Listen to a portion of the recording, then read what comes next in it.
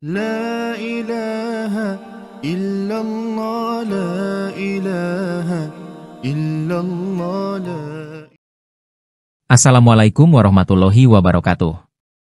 Pada kesempatan ini, kita akan membahas sosiologi dengan judul Identitas Diri, Tindakan Sosial, dan Hubungan Sosial. Sebelum kita pelajari lebih dalam tentang identitas diri, tindakan sosial, dan hubungan sosial, maka kita harus tahu apa tujuan pembelajaran ini. 1. Peserta didik diharapkan mampu menjelaskan identitas diri. 2. Peserta didik diharapkan mampu menjelaskan tindakan sosial. 3. Peserta didik diharapkan mampu menjelaskan hubungan sosial. Identitas diri. Manusia sebagai makhluk individu dan makhluk sosial. Antara individu satu dengan individu lainnya memiliki perbedaan. Perbedaan tersebut berupa watak dan karakteristik. Watak dan karakteristik tersebut termasuk sebagai ciri-ciri khusus seseorang yang disebut sebagai identitas. Identitas manusia pasti merupakan identitas sosial, karena terbentuk melalui proses interaksi sosial yang terus-menerus. Identitas memperlihatkan persamaan dan perbedaan dalam interaksi sosial. Identitas individu atau pribadi unik dan berbeda dari orang lain. Adapun identitas kolektif atau sosial memperlihatkan persamaan dengan orang lain.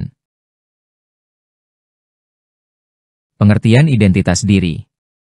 Identitas diri adalah keseluruhan siapa dirimu. Seperti gabungan semua ciri, sifat, kepercayaan, dan hal-hal yang kamu yakini, yang semuanya membentuk dirimu yang unik dan spesial serta beda dengan orang lain.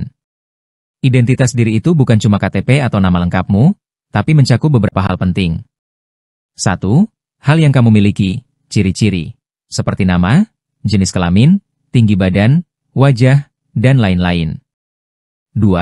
Hal yang kamu suka, minat hobi, seperti musik, olahraga, membaca, main game, atau memasak. 3. Hal yang kamu yakini, nilai keyakinan, seperti agama, prinsip-prinsip hidup, kejujuran. 4. Peranmu dalam kelompok, apakah kamu seorang pelajar, anak pertama, ketua kelas, atau pemain bola di tim sekolah. Menurut Richard Jenkins, identitas diri adalah pemahaman kita atas siapa diri kita dan atas siapa orang-orang lainnya, serta termasuk pemahaman orang-orang tersebut atas diri mereka dan atas diri kita. Menurut Anthony Giddens, seorang ahli sosiologi, menjelaskan bahwa identitas diri kita terbagi menjadi dua bagian besar, yaitu identitas primer dan identitas sekunder. Yang pertama, identitas primer, identitas bawaan atau dasar. Identitas yang sudah melekat atau terbentuk sejak lahir di masa-masa awal kehidupan yang tidak bisa diubah dengan mudah. Contoh, jenis kelamin, etnis, dan sifat bawaan. Yang kedua, identitas sekunder, identitas yang dibentuk.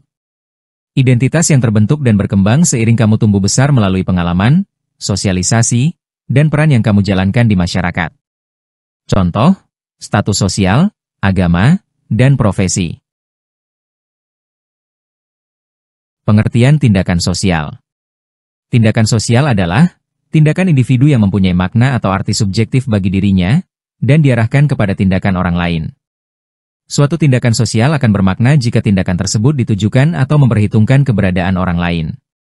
Sederhananya, tindakan sosial adalah semua perilaku atau perbuatan yang kamu lakukan yang punya arti atau tujuan, dan arti atau tujuan tersebut ditujukan kepada orang lain untuk mendapat respon. 3 tindakan manusia untuk memenuhi kebutuhan hidup. Pada umumnya tindakan manusia dapat dikelompokkan sebagai berikut. 1. Tindakan manusia untuk memenuhi kebutuhan hidup. 2. Tindakan manusia muncul dari luapan emosi. 3. Tindakan manusia merupakan implementasi dari ciri kebudayaan yang dianutnya. Berikut pengertian dari 3 tindakan manusia untuk memenuhi kebutuhan hidup. Pertama, tindakan manusia untuk memenuhi kebutuhan hidup, yaitu tindakan yang dilakukan seseorang untuk mendapatkan apa yang mereka butuhkan agar bisa bertahan hidup dan merasa nyaman. Tujuannya, agar diri sendiri atau keluarganya tetap hidup, sehat, dan terpenuhi kebutuhannya. Tindakan ini biasanya sangat rasional, dipikirkan dengan logis. Contohnya, seorang ayah bekerja untuk mendapatkan uang agar bisa membeli makanan dan membayar biaya sekolah anaknya. 2. Tindakan manusia muncul dari luapan emosi. yaitu tindakan yang muncul secara spontan atau tiba-tiba, karena dorongan perasaan atau emosi yang kuat yang sedang dialami seseorang. Tujuannya, menyatakan, melepaskan, atau merespon perasaan yang kuat saat itu juga, tanpa terlalu banyak pertimbangan logis. Contohnya, seorang berteriak kegirangan saat tim sepak bola favoritnya mencetak gol kemenangan. 3. Tindakan manusia merupakan implementasi dari ciri kebudayaan yang dianutnya. Yaitu tindakan yang dilakukan karena sudah menjadi kebiasaan, aturan, atau norma yang diajarkan dan diyakini dalam kelompok masyarakat atau budaya tempat seseorang berada. Tujuannya, menunjukkan bahwa mereka adalah bagian dari kelompok tersebut dan menghormati tradisi atau aturan yang ada. Contohnya, seorang anak mencium tangan orang tua atau guru saat bertemu. Menurut Max Weber, seorang ahli sosiologi terkenal, mengelompokkan tindakan sosial menjadi 4 jenis. Tindakan sosial tradisional, tindakan sosial afektif, tindakan sosial rasional instrumental, dan tindakan sosial rasionalitas berorientasi nilai. 1. Tindakan sosial tradisional. Yaitu tindakan yang kamu lakukan hanya karena sudah menjadi kebiasaan turun-temurun, tanpa perlu dipikirkan lagi. Kamu melakukannya karena memang sudah begitu dari dulu. Contohnya, merayakan hari besar Islam, seperti Idul Fitri, dengan menu atau cara yang sama setiap tahunnya. 2. Tindakan sosial afektif, emosional. Yaitu tindakan yang dilakukan karena dorongan perasaan atau emosi yang sangat kuat pada saat itu juga. Tindakan ini seringkali spontan dan kurang mempertimbangkan akibat jangka panjang. Contohnya, kamu marah saat tugas rumah terlalu banyak dan belum kelar. 3. Tindakan sosial rasional instrumental, logis. Yaitu tindakan yang paling logis. Kamu melakukan sesuatu karena sudah mempertimbangkan alat, cara, dan hasil dengan sangat matang. Kamu memilih cara yang paling efisien dan efektif untuk mencapai tujuan akhir yang kamu inginkan. Contohnya, seorang siswa membuat jadwal belajar yang ketat, mendaftar kursus tambahan, dan membaca buku panduan, alat dan cara, untuk mencapai tujuan utama, lulus ujian masuk universitas favorit. 4. Tindakan sosial rasionalitas berorientasi nilai, prinsip. Yaitu tindakan yang kamu lakukan karena percaya dan ingin membela nilai-nilai atau prinsip yang kamu anggap benar, meskipun tindakan itu mungkin beresiko bagi dirimu. Tujuan utamanya adalah menjaga nilai itu, bukan mencapai hasil fisik tertentu. Contohnya, seorang siswa menolak menyontek saat ujian, meskipun ia tahu nilainya bisa jelek. Ia melakukan ini demi nilai kejujuran yang ia yakini.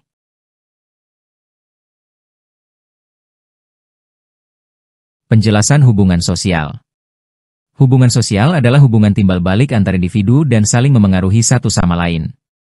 Unsur utama yang mendasari hubungan sosial adalah interaksi sosial. Hakikat interaksi sosial. Interaksi sosial adalah hubungan timbal balik berupa aksi saling memengaruhi antar individu, antara individu dan kelompok, dan antar kelompok. Dalam interaksi sosial, salah satu pihak memberikan stimulus atau aksi dan pihak lain memberikan respons atau reaksi.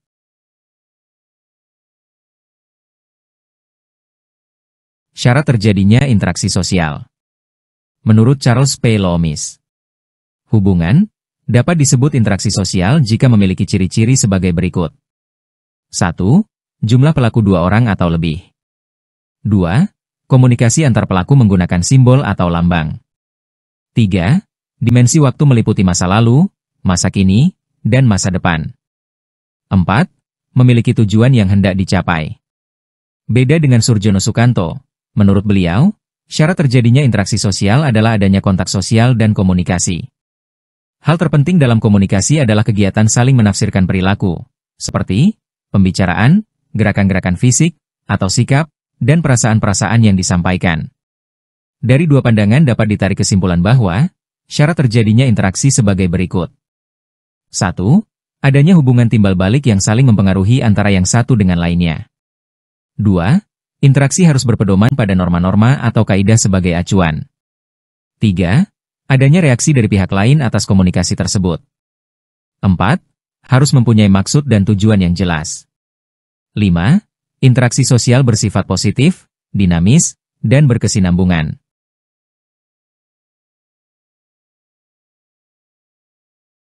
Pendekatan dalam interaksi sosial.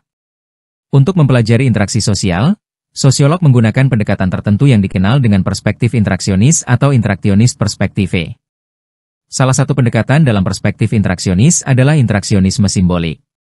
Secara umum, interaksi sosial dapat terjadi antara individu dan kelompok, serta antar kelompok. Interaksi sosial antar individu dapat bersifat positif maupun negatif. Interaksi tidak harus selalu berupa lisan, verbal.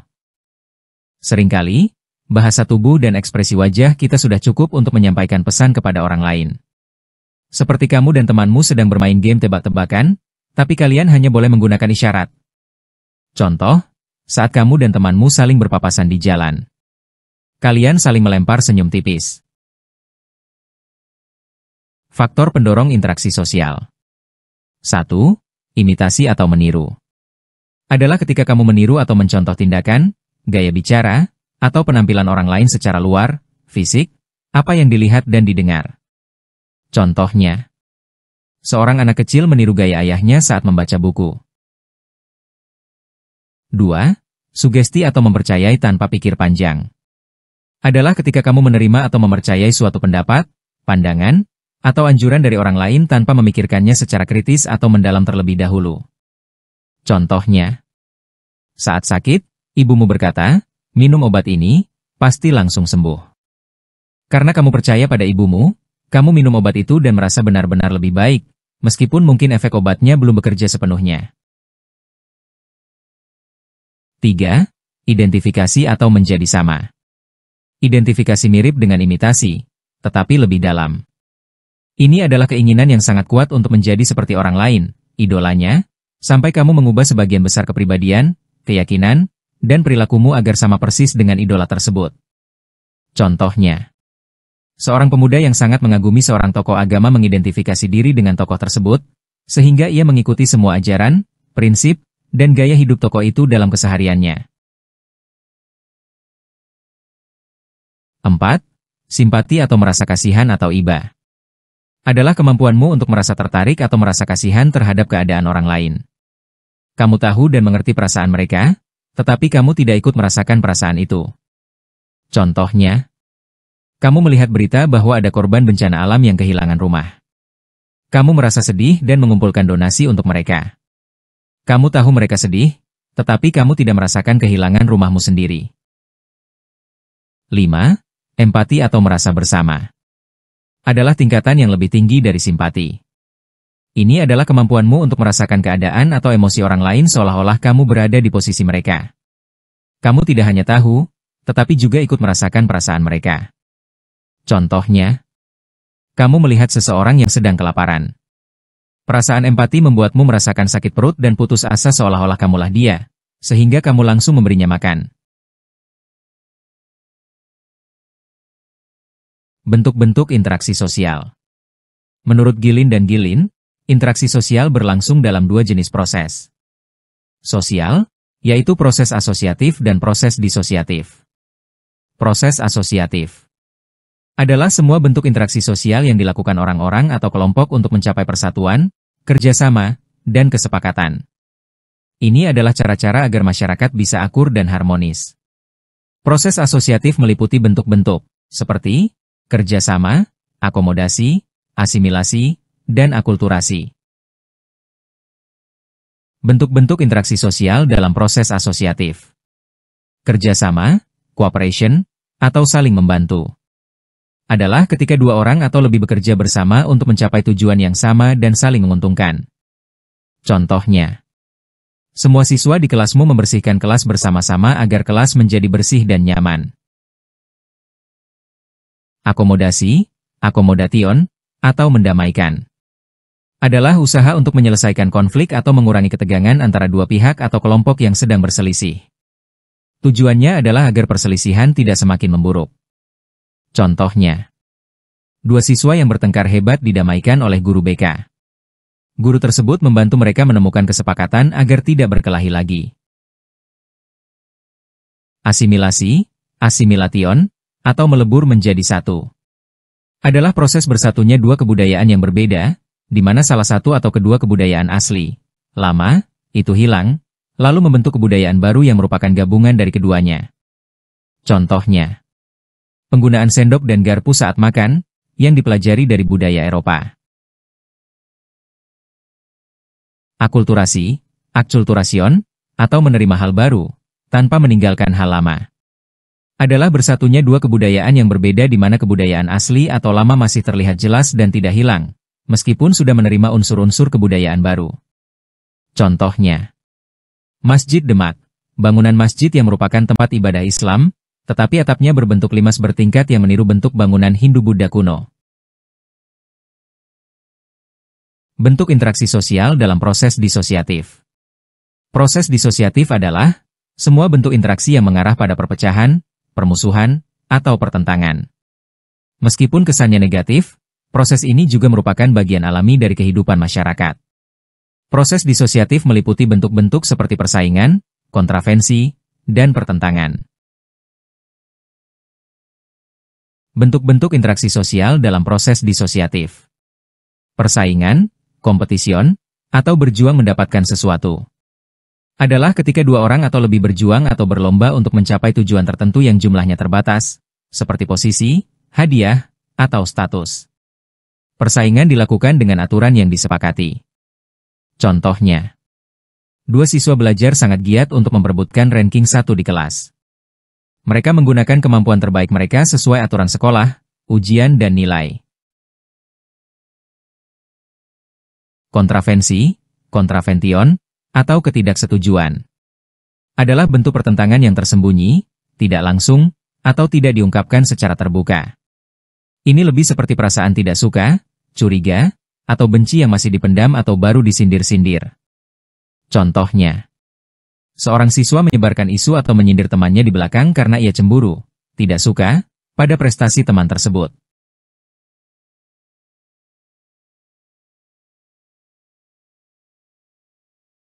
Pertentangan, konflik, atau pertarungan terbuka untuk mengalahkan lawan adalah bentuk interaksi disosiatif yang paling tinggi. Ini adalah ketika dua pihak atau lebih berjuang secara terbuka untuk mencapai tujuan mereka, seringkali disertai ancaman, kekerasan, atau pemaksaan. Contohnya, sekelompok pekerja mogok kerja dan menuntut perusahaan untuk menaikkan upah.